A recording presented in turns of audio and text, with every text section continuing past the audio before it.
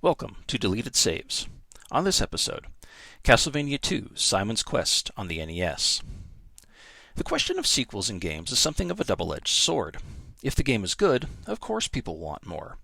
But there's no guarantee that the sequel itself will be good or even come out. Castlevania did indeed get a sequel 2 years later, in 1988, and while it is good, it's not what people were expecting. The first Castlevania was a linear platformer where the hero Simon Belmont hunted a host of monsters through a castle stage by stage, defeating lesser creatures of the night before battling an end-stage boss. Castlevania 2: Simon's Quest picks up almost immediately afterward with a new problem for our hero.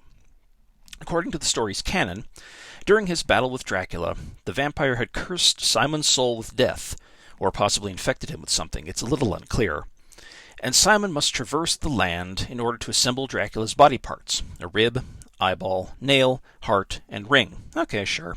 That's a body part. Why not, Konami? And kill Dracula yet again to release himself from his curse. And I'm not kidding when I say traverse the land. Simon will be walking back and forth across poison swamps, stone cliffs, towns, and cities haunted by zombies at night and clueless locals by day. Did I mention the game has a day-night cycle before such things were cool?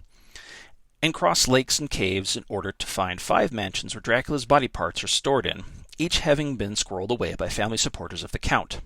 That's right, listeners. Not only are we talking open environments, but environmental exploration, with the absolute worst clues possible. Castlevania 2 continues the great themes of brooding darkness and gothic thrills of the first, expanding the pseudo-Transylvanian countryside as well as adding to new critters, such as spiders and burning corpses, in the infernal mix.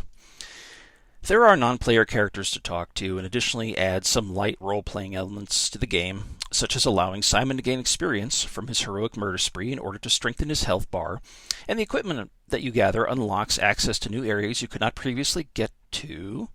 Wait, what's that? Somethingvania? Starts with M? Never heard of it. I'm kidding, of course. Don't worry, we'll get to that at a later date. However, Castlevania 2 does have some serious hiccups in the gameplay, ones that derailed my progress as a kid, to the point that I didn't finish the game until I was already well into adulthood. Monster hits come fast and cheap. It's easy to get stuck on the environment when jumping.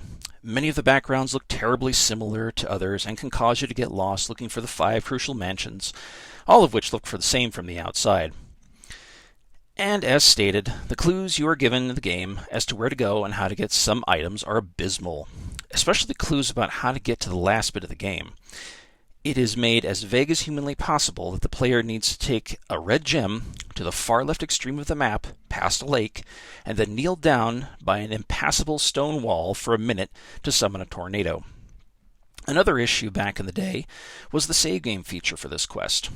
Progress was recorded on a symbol-based password system back then, so if you had misdrawn a symbol or you'd lost the paper with the information, all progress was gone. Additionally, and spoilers for a 30-something-year-old game, so block your ears if you care about that sort of thing, there is an internal timer running over the entire game from the start screen, so if you did not complete the game in less than 5 in-game hours, you got the bad ending.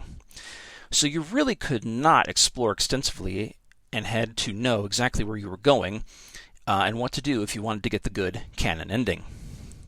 But despite those issues, Castlevania 2 is still a great game stuffed with undead delights that I have had fun with, even when I was frustrated as a kid. I still got to be the big damn hero crushing eldritch evil under my worn digital boot heels, gleefully whipping hideous creatures day and night with the expanding universe of in-game lore, as goofy as it gets in later installments of the game. The soundtrack still had a sense of urgency and impending doom while pumping you up for combat, and the setting is really something you could sink your fangs into. Sorry, I'm required to make terrible vampire jokes when discussing a Castlevania game. It's kind of a thing. And while it was indeed a horrible night to have a curse for Simon Belmont, as certain memes and heavy metal songs would remind us, for me it was another chance to put down the King of the Night once and for all and break the cycle of horror. Oh, how many times I would be doing that in the years to follow, the cycle, in fact, never broken. Thank you for listening.